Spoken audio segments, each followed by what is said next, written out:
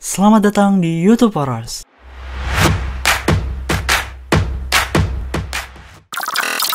Makasih sebelumnya moderator Mas Ilham, dan makasih Mas Irwan. Selamat pagi, Assalamualaikum warahmatullahi wabarakatuh. Waalaikumsalam warahmatullahi wabarakatuh. Ya, jadi di Sabtu pagi hari ini saya mau sedikit sharing aja sih tentang salah satu top 10 dari OSP project, yaitu injection. Saya screen.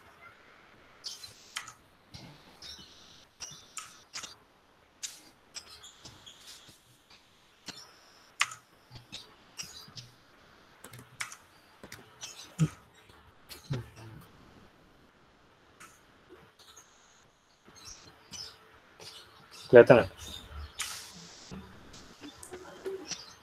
Kelihatan Mas. Oke. Ya, jadi injection ini salah satu dari top vulnerability dari OSP. Mungkin kita langsung mulai aja. Yang pertama, saya mau jelasin nih tentang OSP itu sendiri.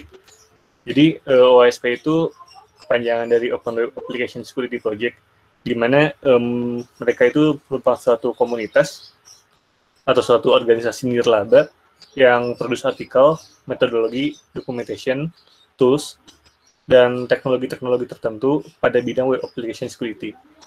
Dan buat si situs resmi mereka itu ada di osp.org.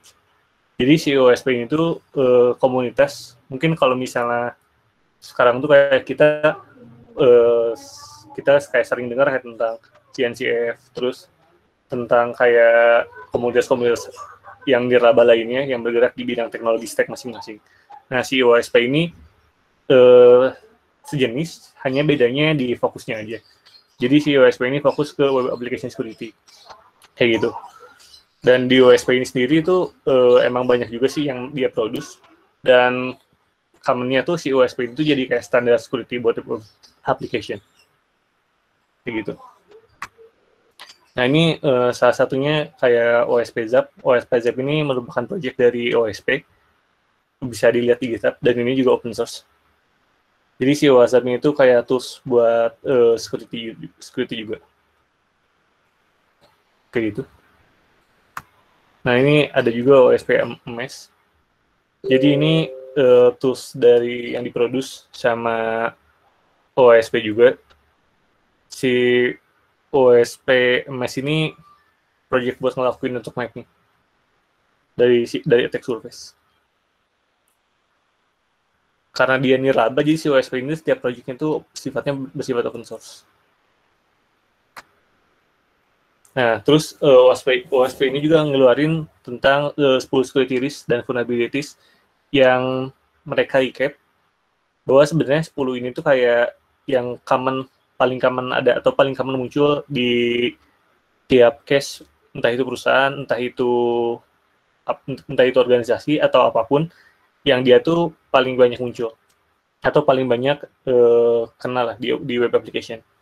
Yang pertama tuh ada injection, broken authentication, sensitive data exposure, XML external entity, broken access control, security misconfiguration, XSS atau cross-site scripting, insecure deserialization, using component with non-vulnerabilities, insufficient logging and monitoring. Jadi ini tuh hasil recap mereka. Dan kalau nggak salah tuh ini data yang latest terakhirnya tuh 2017. Yang 2020 tuh masih ongoing, masih TBD.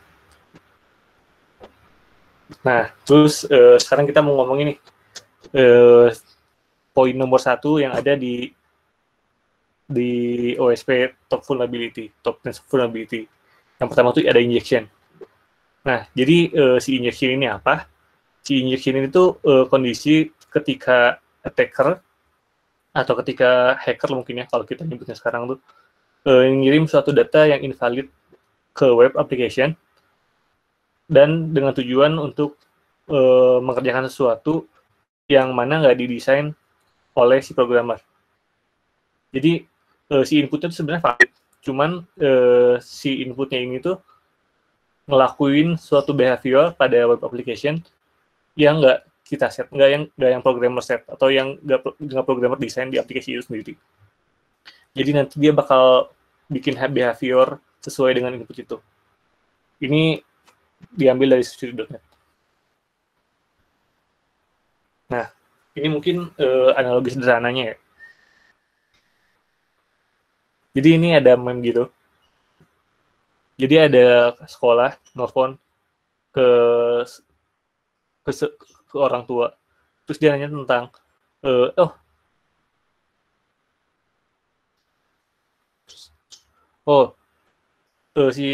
si komputer sekolah anaknya tuh punya trouble. Terus dia nelfon ke si orang tuanya. Terus si orang tuanya nanya balik, apakah dia merusak sesuatu? Bisa dibilang gitu katanya. Terus si sekolahnya tuh, si pihak sekolahnya nanya lagi, apakah bener nama anakmu tuh Robert, terus pakai simbol, terus double sudden katanya. Oh iya, kata si orang tuanya. Anak saya tuh, kita nyebut anak kita tuh kayak gitu kata. Terus si sekolahnya bilang lagi, si sekolahnya tuh kehilangan student record atau database student. Terus ternyata si sekolahnya baru sadar nih bahwa sebetulnya si orang tua dari anak ini tuh ngelakuin injection. Gitu. Ini salah satu dampaknya. Nah, ini salah satu contoh injection paling common atau paling umum yang ada di web application yang vulnerable. Jadi yang pertama itu ada SQL injection. SQL injection sendiri itu suatu serangan yang terdiri dari penyisipan SQL query melalui input form data pada aplikasi tersebut. SQL injection yang berhasil itu dapat ngebaca data, terus dapat melakukan insert, update, delete kayak biasa, dan melakukan eksekusi operasi administrasi. Kayak misalnya dia shutdown database service-nya, atau dalam kasus tertentu dia bisa mengeksekut command di OS atau di shell-nya. Jadi si SQL injection ini misalnya kayak di suatu web application itu ada form kayak buat login atau buat insert data atau buat update data. Nah itu biasanya bisa dicoba buat ngelakuin SQL injection atau bisa mulainya dari situ kayak gitu. Ataupun sebenarnya tanpa input pun atau misalnya kayak header pun itu bisa. Jadi misalnya ketika kita pengen ngelakuin SQL injection tapi nggak ada input, kita bisa nyoba dari si header-nya itu sendiri. Misalnya kita mau nge-send data nih, terus di tengah-tengahnya kita interpret, baru kita masukin payload-nya di header si request-nya, baru kita send lagi. Nah, itu juga bisa. Jadi tapi paling common tuh pakai input. Kayak gitu. Nah, ini ada contoh paling sederhana ya. Jadi, yang paling atas tuh query SQL, di mana ini paling common buat dipakai buat login. Select bintang from user, where email sama dengan email, and password sama dengan MD5 function password. Jadi ini tuh kita nge-select user, nge-select semua data dari tabel user, di mana yang match sama email dan password inputnya. Jadi ini nanti di-input sama user. Nah ini kita buat ngelakuin injection-nya, kita tinggal nge-supply valid email. Setelah valid email, kita input kayak gini, xxx or 1 sama dengan 1 terus dash. Ya. Nah, ntar ketika di-interpolate, ketika dia di-interpolate itu SQL query-nya jadi kayak gini nih. Select bintang from user, where email sama dengan email yang tadi di-input, and password sama dengan MD5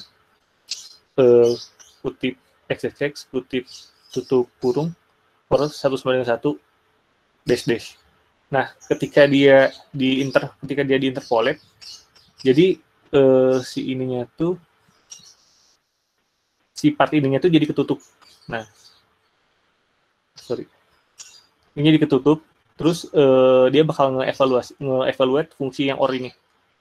OR 1 sama dengan 1. Terus si fungsi dash ini kalau di SQL itu dia bakal nge-comment sisa lainnya. Jadi misal si dash ini ditaruh di depan. Jadi semua satu statement ini bakal bakal jadi komentar. Kayak gitu. Nah, ketika dia dievaluate, jadi dia bakal nge-evaluate ini. Ini bakal jadi false.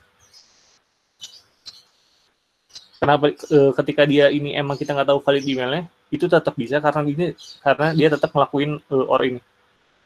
Jadi ini dievaluate jadi false. Terus di end passwordnya jadi false juga karena kita nggak tahu passwordnya apa. Nah, terus kita pakai OR 1 sama dengan 1. Kan jika kalau di betul kalau misalnya pakai comparison itu kan 1 sama dengan 1 kan jadi true nih. Nah, udah gitu setelah true dia di logic operation lagi sama OR. Nah, berarti kan OR true sama false itu bakal jadi true. Jadi si SQL ini nge-evaluate-nya dari depan. Jadi dia bakal nge-evaluate dulu yang ini pertama false and false, jadi false. Terus di-evaluate lagi false or true. Dia bakal jadi true. Nah, ntar di-evaluate kayak gini, false or true. Terus di-evaluate jadi true. Nah, hasilnya apa? Jadi hasilnya ketika kita nggak tahu emailnya atau nggak tahu passwordnya sama sekali, karena kita nambahin input kayak gini, ini biasanya disebutnya payload, ini bakal jadi true. Karena dia bakal nge-execute juga inputan dari user tadi. Dan input yang di input user tuh ini SQL query juga. OR 1 sama 1. Terus kenapa ini perlu ini? Karena dia buat nutup si statement awalnya. Jadi statement awalnya kan kayak gini. Nah, dia sampai sini. Terus perlu kita tutup. Jadi XXX kutip tutup buka, tutup kurung. Ini buat mengakhiri sampai sini. Terus bikin SQL query baru di sini. Terus kita nge-comment sisanya. Jadi biar dia nggak error. Kayak gitu. Nah, ini buat contohnya. Jadi di sini ada satu dibikin serupa. Ada tabel namanya user, di mana dia punya 3 data, Budi, Rangga, sama Sarah. Nah, biasanya user yang valid user valid biasanya ngelakuin query itu kayak gini. Jadi ketika kita login Facebook atau ngelakuin login apa, nanti dia bakal nyari user commonly kayak gini query. Jadi dia bakal nge-select semua kolom dari tabel user, di mana si usernya tuh sama passwordnya tuh yang ada di database, atau user valid. Nah, ini dia ngelakuin validasinya menggunakan MD5. Padahal MD5 sendiri itu kan ini hash. Jadi nggak plain text. Cuman karena injection, kita tetap bisa dapat si password ini, walaupun dalam bentuk hash juga. Nah, ini contohnya user validnya Budi. Terus passwordnya password 1. Dia bakal nge-return kayak gini. Bakal nge-return satu data. Nah, ketika kita ngelakuin SQL injection, kita masukin kayak gini, password MD5, ininya random, apapun itu. Terus kita tutup, kita masukin tutup kurung, terus ngelakuin OR 1 sama 1, terus dash, dia bakal nge-comment sisanya, dan ini bakal di-evaluate juga, si OR 1 sama 1 ini. Dimana kayak yang tadi, dia bakal jadi true. Jadi dia bakal ngeluarin semua datanya. Kayak gitu.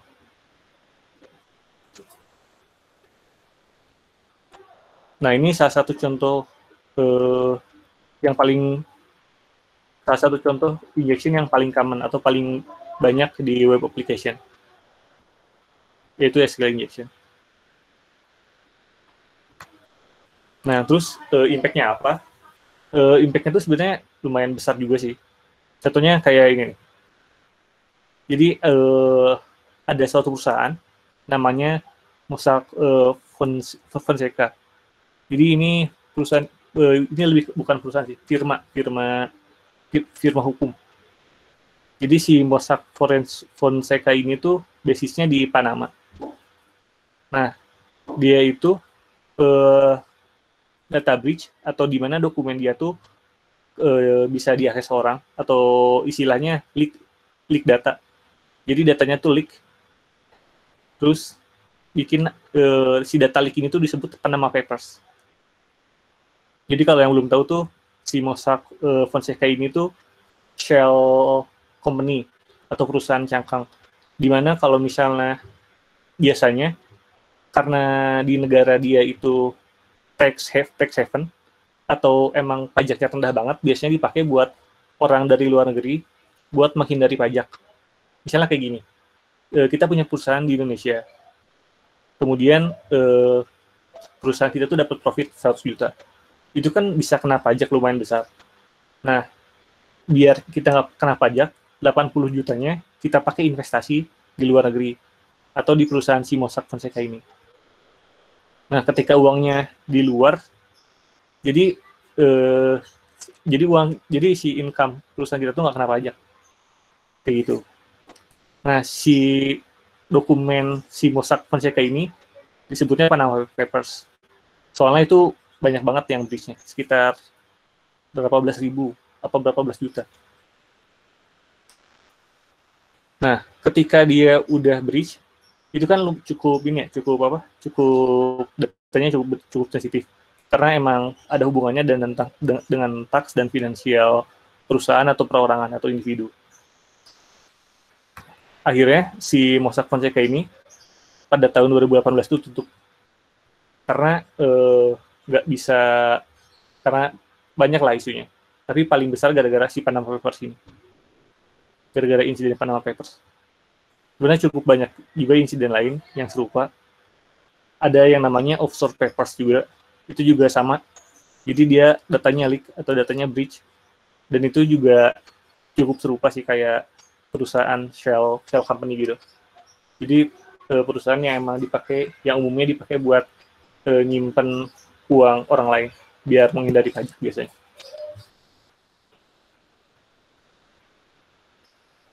Nah, ini ada contoh lainnya. Jadi ada kelompok hacker namanya Lulsex. Lulsex ini dia ngeklaim bahwa dia udah bisa mengakses personal data dari Sony Pictures. Dan ini itu disebabkan karena SQL injection menurut grup Lulsex ini. Lulsex. Dan ini udah lumayan lama juga beritanya. Nah, ini ada jenis injection yang lain. Yang kedua itu ada OS Command Injection. Jadi OS Command Injection ini tuh goals-nya biar si hacker atau si attacker bisa ngelakuin eksekusi komen, arbitrary comment atau komen yang jahat pada OS si application di mana si application ini vulnerable. Nah, dengan si command injection ini tuh memungkinkan si attacker atau si hacker ini bisa ngelakuin kayak cookie stealing ataupun naro bot buat main Bitcoin dan lain-lain. Kayak gitu. Jadi misalnya ada application web ini. Nah, application web ini tuh ngelakuin eksekusi OS comment, kayak misalnya buat nge-delete atau buat ngelakuin ping atau ngelakuin LS, ya apapun lah. Nah, itu bisa si hacker ini bisa ngelakuin comment lain yang itu tuh OS comment yang tidak seharusnya bisa dilakuin kayak gitu. Contohnya kayak gini. Jadi ini ada suatu web. Suatu web ini tuh fungsinya cuma buat ngelakuin testing.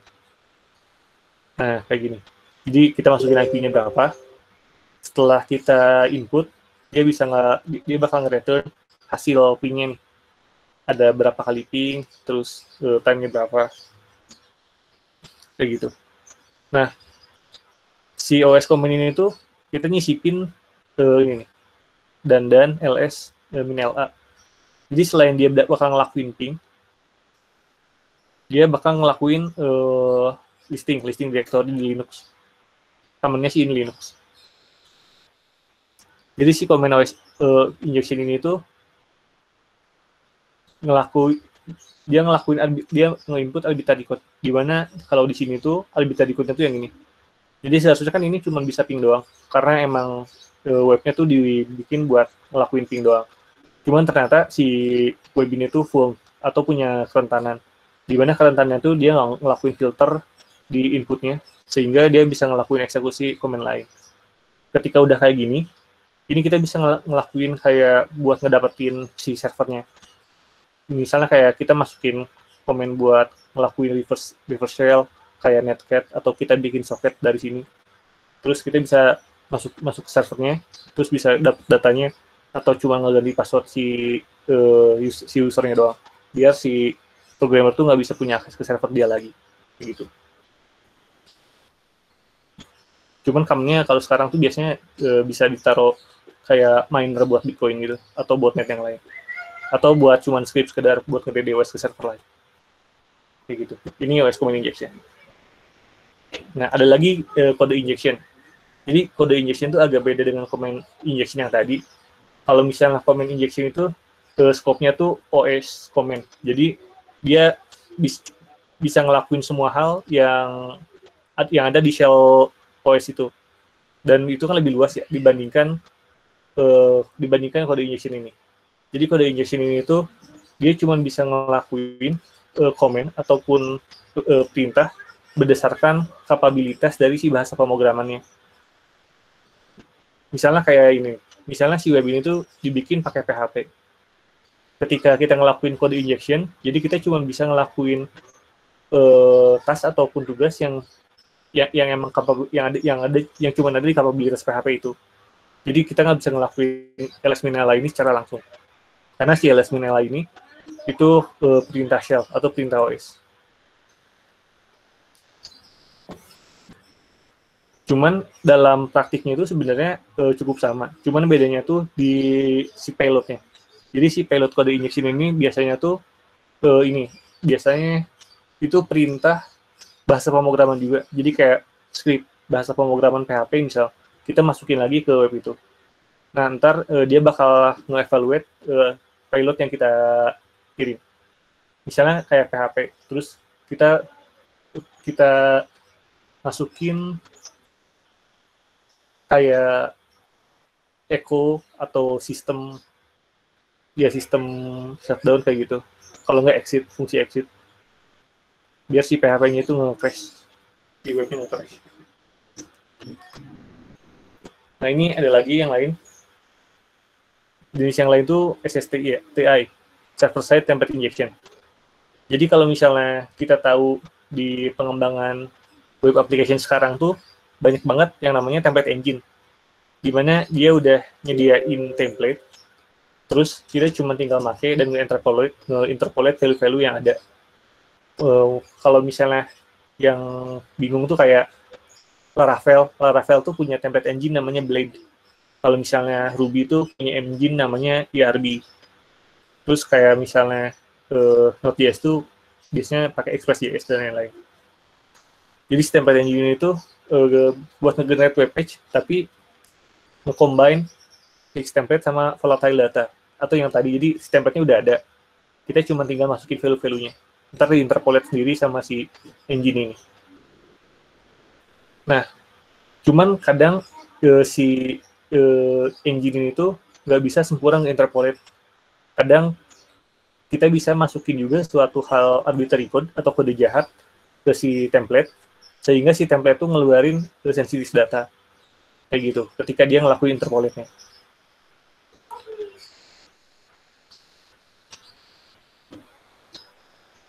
Contohnya kayak gini. Jadi, ini ada salah satu contoh template. Jadi dia ngelakuin render, hello, terus nge-interpolate variable greeting. Variable greeting ini diambil dari data. Jadi ntar ketika dia di render, dia bakal jadi hello plus greeting-nya. Misalnya greeting-nya ini jadi welcome. Si value greeting-nya ini welcome. Jadi hello welcome kayak gitu. Kalau nggak misalnya si greeting ini nama, misalnya kayak namanya Irwan, jadi hello Irwan kayak gitu. Nah, ketika kita bisa masuk, jadi kita bisa ngirim payloadnya di sini. Si variabelnya kita bisa kayak gini, misalnya sistem attach password, dia bakal interpolate hello terus isi password-nya kayak gitu. Ataupun dia misalnya kayak kita pingin tahu yang lain nih, kayak misalnya kita pingin tahu si user yang jalanin aplikasi ini tuh siapa. Nah, kita bisa pakai UMI, terus di read line biar jadi cuma satu line doang, baru diinterpolate ke sini. Dan SSTI ini tuh sekarang lumayan banyak juga sih, berhubung sekarang pengembangan web application tuh udah banyak pakai template engine kayak Blade kayak gitu. Nah, terus sebenarnya si injection ini tuh lebih ke konsep dasar general tadi, di mana kita masukin sesuatu yang dia tuh valid, cuman ternyata bisa nge-breaking si web itu sendiri, ataupun si sistem operasinya, ataupun si servernya. Biar itu jadi advantage buat kita. Nah, si injection sendiri itu karena konsepnya gitu, jadi dia tuh bisa di-apply ke cukup banyak jenis, kayak misalnya kayak yang tadi yang MySQL injection, comment injection, terus kayak kode injection. Ada juga tipe lain kayak misalnya LDAP injection, terus expert, terus lain-lain lah. Soalnya banyak banget. Tapi itu berdasarkan, tapi itu tetap balik lagi berdasarkan pada si teknologi atau stack yang dipakai. Kayak misalnya yang tadi kode injection-nya, misalnya si webnya pakai PHP. Jadi kita ngirim payload-nya pun harus PHP. Karena emang si kode injection sendiri itu benar-benar lingkup scope-nya tuh base bahasanya, base bahasa si webnya. Beda dengan command injection yang tadi. Kalau misalnya command injection ketika kita masukin payload-nya, berarti kita harus tahu nih sebenarnya si servernya ini tuh dia tuh Linux, Windows, apa yang lain. Dan kita harus familiar juga nih dengan si teknologi yang dia pakai. Makanya kalau misalnya kita lihat ke penetration test step, pasti itu ada yang namanya enumeration, terus nge-recon kayak gitu. Itu biar tahu sebenarnya si web application ini tuh pakai servernya spesifikasinya gimana, kayak dia pakai server apa, dia pakai framework apa, versinya berapa, dan lain-lain. Soalnya biasanya si informasi itu berguna buat nanti kita nyusun si payloadnya. Payloadnya tuh, oh berarti kita hanya kemungkinan si web ini vulnerable nih, pakai PHP injection, pakai kode injection, atau pakai SQL injection, kayak gitu. Nah, terus gimana nih kita buat nge-prevent si injection ini sendiri? Sebenarnya nge-prevent injection ini tuh, kalau menurut saya pribadi sih ada kayak dua cara besar sih. Cara base application-nya dan cara preventif eksternal komponen. Cuma di sini saya coba bahas tentang si base internal application itu sendiri. Yang pertama tuh, kita harus pastiin bahwa API yang kita produce atau yang kita buat tuh itu aman. Atau API yang kita pakai itu aman. Biar kita bisa lebih make sure bahwa si ketika ada orang lain interpret value input ke API kita, itu si API kita tuh nggak ngeluarin sensitif data yang emang nggak seharusnya. Jadi dia cuma ngeluarin data yang emang perlu dia keluarin doang. In case misal dia ngirim payload atau apa, dia bakal nge-return error kayak gitu. Ataupun kalau misalnya kita emang nggak begitu senang buat nge-manage sendiri atau bikin natif, kita bisa pakai yang namanya ORM atau Object Relational Mapping. ORM sendiri itu dia kayak ini, kalau misalnya di Ravel tuh ada yang namanya Eloquent. Jadi dia bakal nge-query dan banyak lah trace-nya, ada yang nge-sanitize, ada yang nge-filter dari input, nanti dia bikin query-nya, dia filter dulu nih apakah si yang dicari itu sebenarnya aman atau enggak, terus apakah perlu di-escape atau enggak, perlu di-filter atau enggak. Setelah jadi query, dia execute di SQL servernya, baru dibalikin ke kita. Kalau misalnya di CI itu ada juga, cuman dia sifatnya nggak pure ORM. Jadi kita tetap bisa nulis query kita sendiri. Kalau misalnya kayak di Laravel tuh udah lumayan full ORM gitu sih. Jadi kayak kita tinggal kalau misalnya ping nge-select cuman tinggal misalnya kayak DB terus select, terus langsung selectnya select fungsi, terus kita cari tuh apa yang mau kita ini inputnya. Jadi nggak usah bikin langsung select bintang from gitu, nggak usah scratch query lah bisa dibilang. Nanti dia bakal ngemetain sendiri dan itu lebih aman dibandingkan kita bikin query sendiri terus kita execute sendiri kayak gitu, kayak native gitu. Lebih aman menggunakan ORM. Terus yang kedua tuh selalu gunakan validasi buat setiap input dari user. Buat mastiin bahwa si user tuh cuma nge-send valid input. Maksudnya valid input itu input yang emang dia valid dan kedua tidak berbahaya bagi programnya. Kalau misalnya balik lagi ke konsep yang injection di awal, jadi sebenarnya si payload itu ketika kita input valid, menurut validitas dia valid, cuman dia bakal nge-return data yang sensitif atau bakal berbahaya bagi sistem kita sendiri. Kayak gitu. Jadi kita selain mastiin inputnya itu valid, misalnya cuma boleh huruf doang atau cuma boleh karakter, cuma boleh angka doang. Jadi kita harus make sure tuh. Jadi dia nggak ngirim tanda koma, tanda simbol-simbol escaping filter kayak gitu. Terus yang ketiga, selalu limit setiap komen atau query pada sistem kita sesuai dengan kebutuhan. Jadi kalau misalnya kita lihat balik lagi di yang SQL injection tadi, karena dia cuma ngelakuin select bintang tanpa nggak nambahin query limit, jadi dia bakal nge-return ketika itu breach, dia bakal nge-return semua data. Beda halnya ketika kita ngelakuin limit. Jadi ketika di belakangnya kita tambahin limit, dia bakal nge-return cuman misalnya limitnya 5, dia bakal nge-return cuma limitnya 5 doang. Walaupun mungkin ini emang nggak terlalu ngejaga banget, karena sebenarnya si attacker atau si hacker bisa ngelakuin bypass limitnya juga dengan berbagai cara. Cuman at least ini bisa menyulitkan. Nah ini buat preventif di internal application-nya. Intinya tuh kita nggak bikin aplikasi kita tuh seaman mungkin. Kita ngevalidasi input, kita pakai API yang aman. Kalau nggak kita pakai ORM buat koneksi database. Terus kita ngelakuin limit di tiap query. Ada juga kayak kalau sekarang tuh banyak banget kayak eksternal komponen yang bisa kita pakai. Contohnya kayak web application firewall. Kalau nggak kita tambahin modul security di web server kita. Kalau nggak kita tambahin IDS, kalau nggak IPS di depan sebelum web server kita secara arsitektur servernya. Kayak gitu. Ya mungkin karena si materi injection ini sebenarnya cukup general dan emang lumayan, ya sebenarnya intinya tuh sederhana banget, cuma lumayan bahaya juga. Ya mungkin sekian, mohon maaf sebelumnya jika ada yang kurang, ya terima kasih. Saya kembalikan ke moderator. Baik, terima kasih kepada Mas Irwan atas materinya, keren banget. Oke, sekarang masuk ke sesi tanya jawab. Untuk peserta yang memiliki pertanyaan, silakan bisa disampaikan melalui open mic atau lewat kolom chat.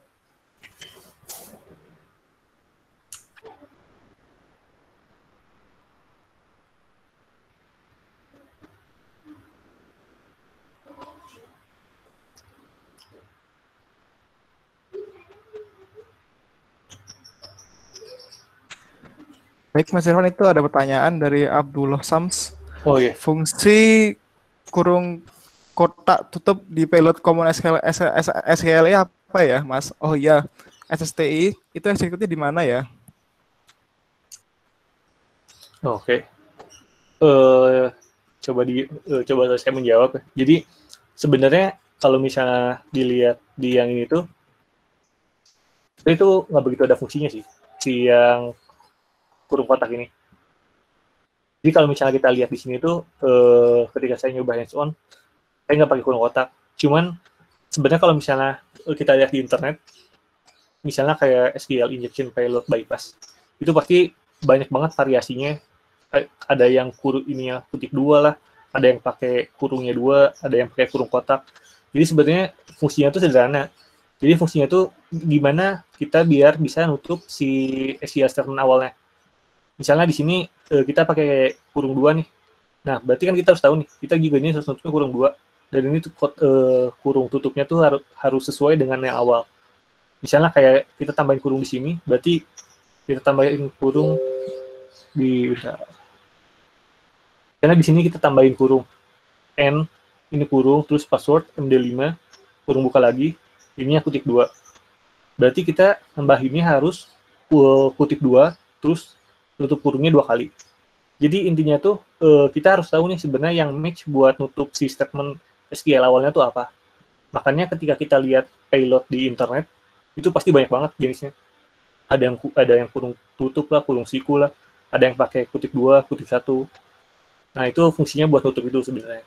Soalnya ketika ketika si statement awalnya itu nggak sempurna atau nggak ketutup sempurna, dia bakal error ketika di sini.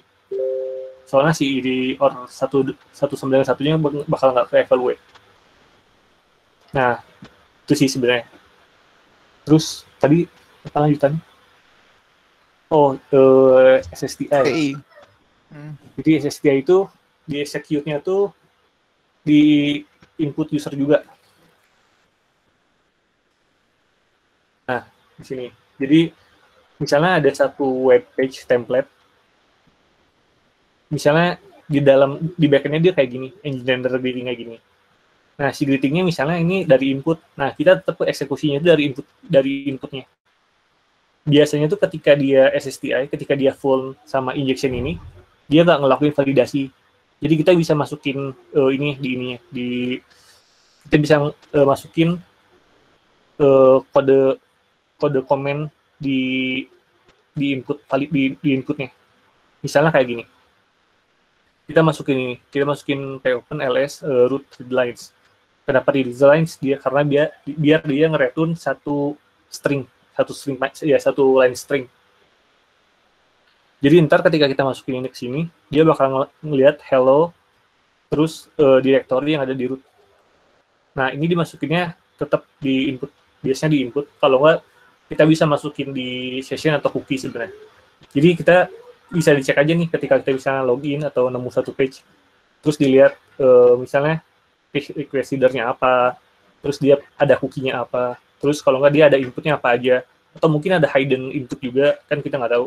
Soalnya beberapa web ada yang karena mungkin si programmernya males, dia cuma pakai hidden input buat nutupin data yang seharusnya nggak ditampilin tuh. Jadi ya kita pintar-pintar carinya aja sih. Tapi itu mostly di input. Cuman inputnya bentuknya apa, itu bisa dicari-cari lagi.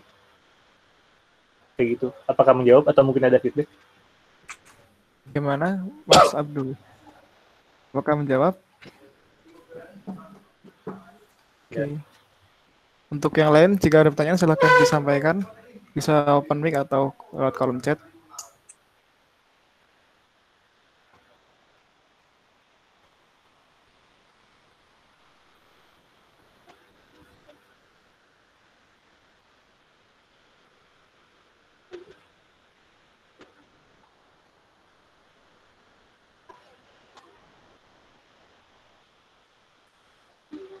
Mungkin kalau emang penasaran buat nyoba sendiri, bisa nyobain di localhost juga. Jadi kayak kita bikin web sederhana, kayak misalnya pakai PHP. Kalau nggak pakai engine template yang emang full, terus jangan kita filter atau jangan kita sanitize. Itu ntar harusnya sih bakal break juga. Jangan nyoba langsung ke web orang, Pak.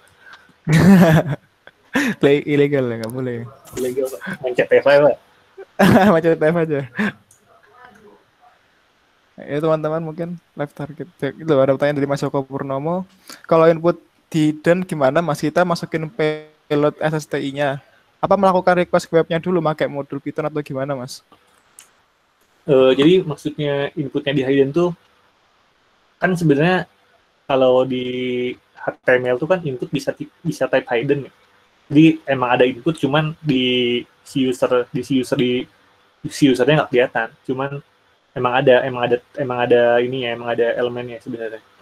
Nah, buat ketika input itu di hidden, sebenarnya itu bisa banyak cara sih. Kalau misalnya kita pingin ya bikin, kita pingin ya, si hidden input itu kita pingin nge-modify hidden input itu bisa kita dengan kita nge-interpret di tengah-tengah, kayak misalnya pakai book suite, kalau nggak pakai, ya banyak lah buat nge-interpret di tengah-tengah. Kalau nggak kita bisa langsung ngelakuin request pakai Python modul, kayak request juga bisa, kalau nggak pakai curl juga doang dia bisa. Jadi intinya kan kita cuma nambahin di bodinya doang, kayak gitu, nambahin atau modify di body requestnya doang. Nah, itu ada yang jawab. Gimana Mas Joko? Apakah menjawab?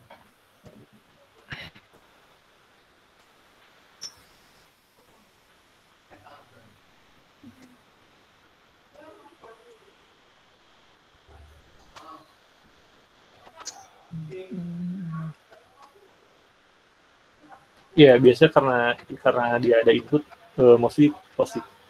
Walaupun sebenarnya bisa pakai get juga. Cuman biasanya kan kalau get kan di si URL-nya atau di si link-nya itu kan langsung udah kelihatan.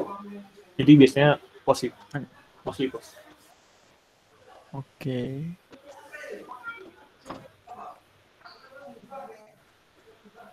Bagaimana Mas Joko? Oke, makasih. Mungkin ada kawan-kawan lain yang ingin bertanya, silakan.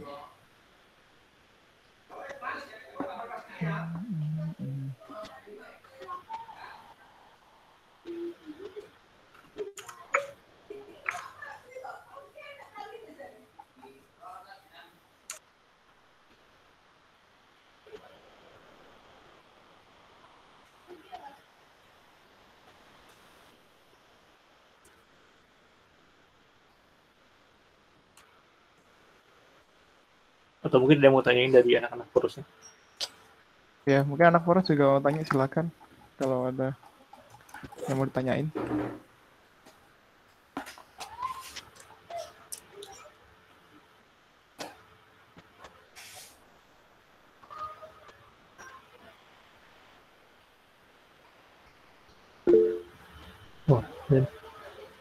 Oh, itu ada pertanyaan dari Mas Alif Rizal. Apakah injection bisa dilakukan di aplikasi mobile seperti Instagram, Facebook, dan lain-lain?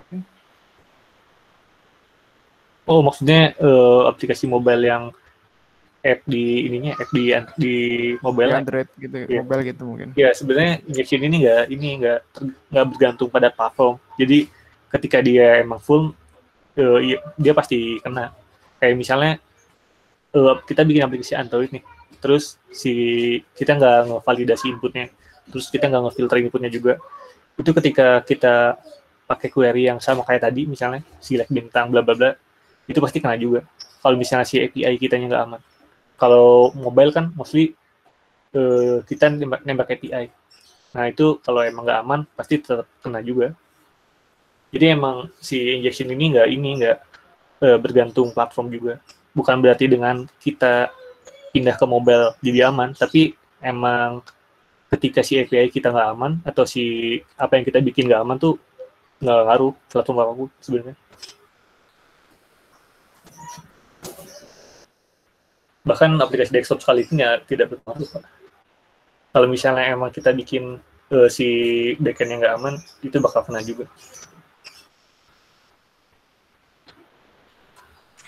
Baik, apakah menjawab Mas Rizal?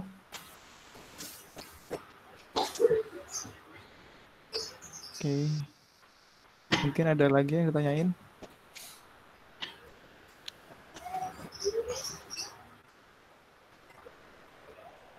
Oh.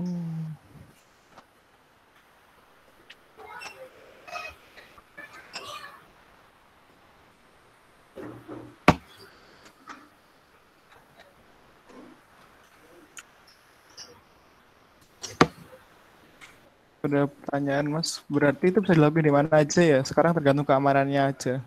Ya, jadi selama backend-nya atau selama yang kita bikin itu nggak aman, itu tetap kena. Kayak misalnya kita nggak ngevalidasi input, terus nggak nge-sanitize inputnya, Kalau kita nggak ngelakuin escape string khusus kayak misalnya simbol, itu tetap bisa kena injection, missile injection juga bisa kayak gitu. Misalnya kayak mungkin di sini ada orang yang pernah bikin aplikasi pakai apa tuh namanya kalau di Windows? Oh ya, Visual Studio itu kan buat aplikasi desktop. Cuman ternyata itu emang nggak ngaruh juga. Jadi kalau misalnya emang query kita nggak bukan query, emang kita nggak validasi input dan lain-lain, itu tetap bisa kena SQL injection juga. Ya bergantung keamanannya kita bikin. Jadi ada konsep di mana kalau misalnya buat jadi programmer tuh kita harus nggak percaya input user. Soalnya kita nggak tahu nih si user ini tuh levelnya tuh dia emang cuma user biasa, apa user yang emang dia expert kayak gitu. Jadi harus semua input dari user tuh divalidasi. Apa menjawab Mas Parta? Namanya keren dah. Oke. Aku coba tanya dong Mas. Kan kalau SQL injection kan buat yang database-nya SQL doang kan Mas? Atau bisa buat yang NoSQL juga? Nah, kalau NoSQL tuh ya ada lagi namanya NoSQL. Jadi kalau NoSQL nggak bisa lewat injection ya nyerangnya? Kayaknya cuma tip payload-nya doang sih yang beda. Oh. Biasanya tuh gitu sih. Cuman kalau nggak salah emang NoSQL tuh emang ada juga namanya NoSQL injection. Ada juga? Ada juga. Oh, baru tahu. Oke. Ada juga. Cuman beda si payload-nya doang biasanya. Oke. Mungkin ada yang tanyain lagi, silakan.